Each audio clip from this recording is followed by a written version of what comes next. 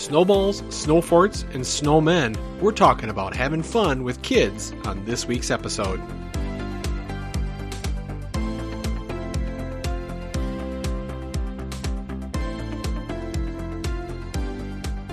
Hello again and welcome back to another episode of Wisconsin's Outdoor Explorer podcast. You know, keeping kids interested in the outdoors is challenging enough. With things like video games, tablets, and smartphones, it's easy access for kids to get distracted. And it makes it tough sometimes to really get them interested in putting those things down and going outside. It's so easy to just go on to YouTube and watch someone else explain and tell you about their outdoor adventures and show you the things that you could be doing, but they do it in such a good way nowadays that these kids feel like that they're getting that experience, which is really sad. They think by watching a video that that's good enough. They're getting the experience out of life and they're missing out on so much more. And that's why I feel it's our job as parents to give them opportunities to get out and experience the outdoors themselves.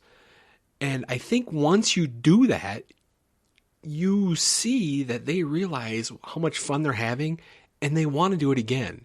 By getting them outdoors for those activities, you start building upon their interest of being outdoors. I mean, think about it. When I was a kid, it was a lot easier.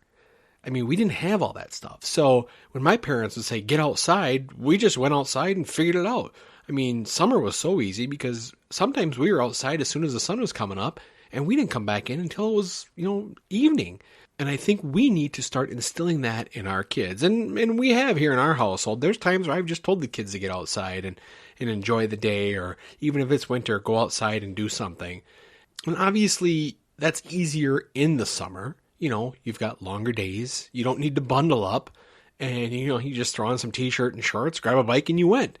Where winter, it's a little bit different. It has its own challenges. It gets darker earlier.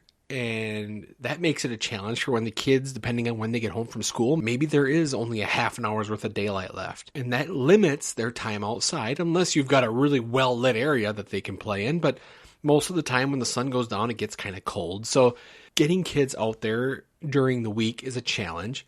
If they're younger, you've got to bundle them up. And that can be a chore as a parent, especially if you have smaller kids.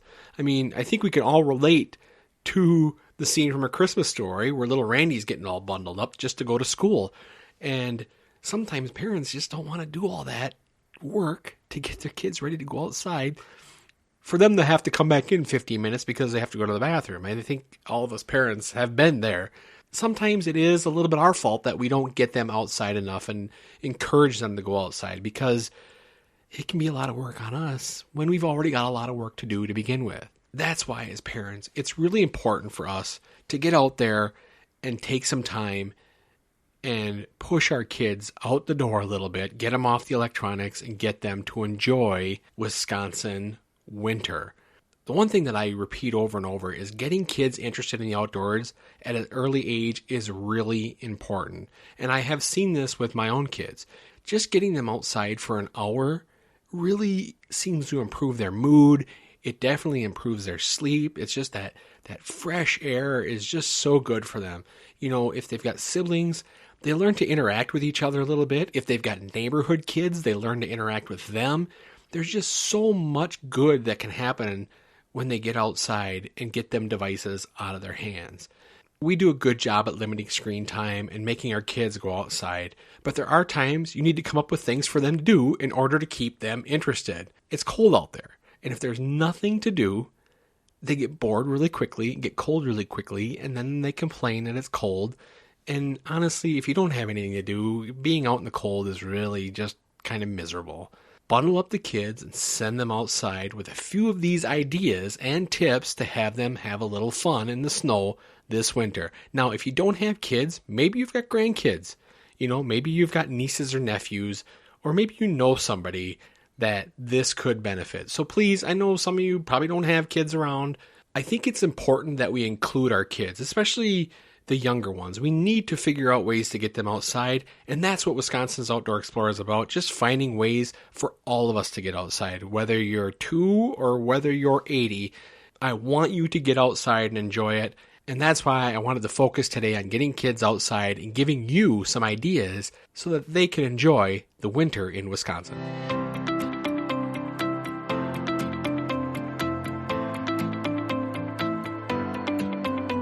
All right, is there anything more fun than building a fort or two and staging a classic medieval style battle? You can purchase these snow block molds and snowball molds or makers to make building a fort really easy and, building up your arsenal. They're really kind of cool, and if the snow is in really perfect condition, you can really build a pretty decent looking fort in a really short amount of time. We always did this as kids, and my kids have played around with it a little bit. And it's always fun that if you get enough kids around, you can build a couple forts and have them set up for battle and really just have a good old-fashioned snowball fight. And if you want, you can make things more interesting for them by putting a flag in between each fort or putting a flag on each fort and, play a game of capture the flag. So there's a lot of things you can do with a fort that are a lot of fun for kids, and half of that fun is building it. And really, it's something that if your kids are in town and there's a bunch of neighborhood kids, it's something that they'll spend all day out there building their fort and coming up with ways to get in and out of the fort and seeing how high they can build it. And it's really kind of a cool thing. And it's also kind of fun if you want to get involved and really show off your building skills and your deadly snowball accuracy.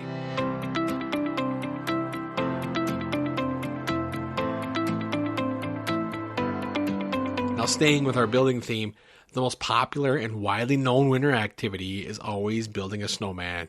Usually when we get that first good snowfall, that's the first thing you see popping out in everybody's yards is a really good snowman. And it's something we've all done at least once in our lives, and it always seems to come down to one thing. Who can make the tallest snowman in the neighborhood? Now, depending on your kid's dedication, you might have to help with this one a little bit, because that snow sometimes can get really wet and heavy, and smaller kids are going to have a hard time lifting the snowballs up and getting the big towering snowman. So this is one of those things that really makes for a great family activity, but your kids are going to enjoy it because, they're pushing around snow, they get to decorate the snowman, and it's a chance to really be creative. I mean, we all have built the typical snowman, but maybe you build a snowman family, one member for each member of your family, or maybe you build a snowman that looks like he's standing on his head, or maybe you build a snowman football team. There's all kinds of fun things you can do besides just build the snowman. So be creative. There's no wrong way to build a snowman, and it's probably one of the classic things you can do with your kids, or that your kids can just do on their own out in the winter snow.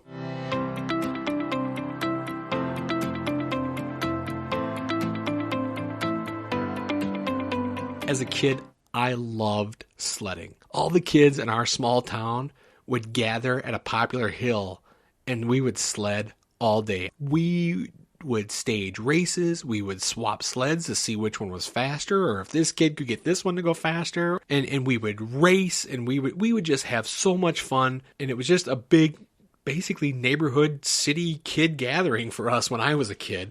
We usually spent most of our Christmas break at this little sledding hill. And once in a while, if you get a good weekend, you'd go and spend your one of the weekends there too. So we spent a lot of time on that hill as kids, hanging out with other kids and just sledding and just having a really good time. If you're lucky enough that you have your own hill, it can be a great way to get your kids outside. Because let's face it, nowadays, it's not as probably safe and secure as it was when we were kids. Just letting your kids go to a sledding hill on their own might not be in your comfort zone, and that's fine. Maybe you can go with them and make a day out of it. But if you're lucky enough to have your own hill, it can be, like I said, a great way for your kids to get outside. Sleds are cheap fun, and you can even purchase some of them inflatable ones, and those things really get moving. We've got a couple for our kids, and I'm really kind of surprised how fast they move. It's a good, affordable way to have fun. It's something that your kids can do for half an hour or for 4 hours. They're getting a lot of exercise. Climbing to the top of that hill makes that trip down so much more worth it when you've got to climb that steep hill. So bundle up the kids, have some fun, get the sleds out, and go soaring down your favorite hill.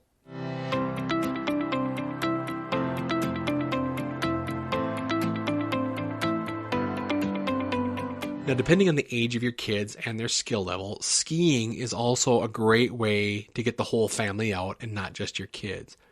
Teaching your kids to ski will also give them something that they can do and use pretty much their whole lives. If you're new to downhill skiing, most ski hills offer lessons and easier slopes for beginners. Kind of the same with cross country. I've done a little research and I've found that some places do offer rental skis for cross-country ski, and even some lessons for younger kids to learn how to ski.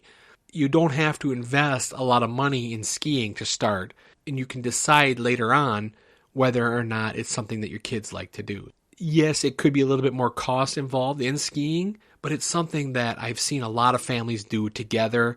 I've seen teenagers go out on their own and go skiing.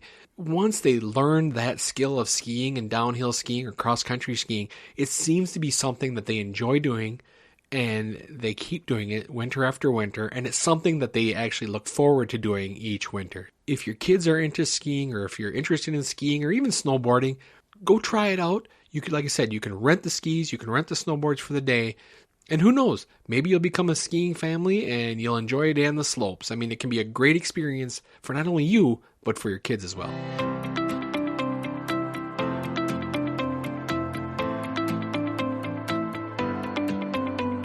Now, snowshoeing is growing in popularity each year, and it's another great way to get your kids outdoors. Wisconsin offers thousands of miles of trails, making it one of those activities that's really easily accessible. Like skiing, if you've never done it before, you might want to rent some shoes first to try it before you invest in it. The nice thing about snowshoeing is if you've got a large backyard, or if you're close to your own woods or a neighbor's woods, you can go snowshoeing there. You don't need designated trails to go snowshoeing. And maybe your kids can do some outdoor adventure that they can walk around in the woods and look for squirrels or look for birds or something like that. There's a lot your kids can do snowshoeing. I mean, let's face it, it's just walking around. So, but yet it's still exercise and it's still getting them out. And it's just kind of a quiet way to take in nature and just enjoy the quiet and beauty of Wisconsin. Now, most of us probably wouldn't think this would be a great activity for kids. Older kids seem to enjoy this more. It's something that, like, I took my kids last year. My younger one struggled with it a little bit. Now, granted, we went on a really long walk, which was a little bit much for her, but I think if we went on a shorter walk, she would have enjoyed it more. It's something, like I said, that maybe you get some fun snowshoes. They make kids snowshoes with like bear prints and tracks that they can put all over the yard. It's a great way for them to just get out, move around a little bit, and take in some fresh air. It's something that they can do in their own backyard.